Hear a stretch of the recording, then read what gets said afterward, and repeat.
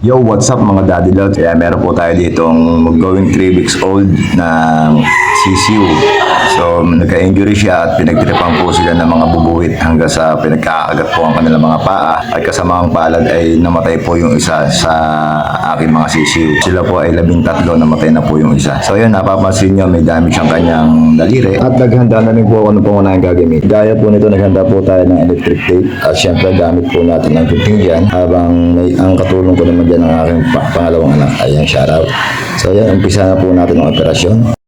So, yun doon. Umpisa na natin. Let's go!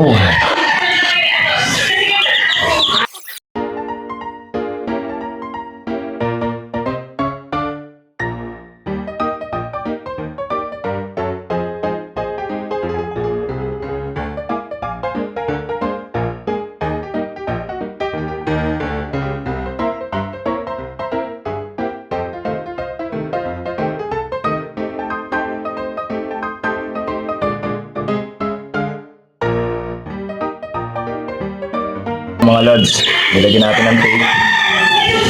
Mga ilang panahon siguro, mga ilang linggo o ilang days, magiging back to normal ulit siya. Kasi subok ko na to. Subok ko na to sa mga likong daliri. Ito yung isa sa mga pinuration ng bubuwet. Bali, 4 yan. Yung isa, yung 3, okay na. So, yan. At yung kuko niya nawala. Ayan, pinira siya ng bubuwet. So, yan. Ibag na natin sa brooder niya.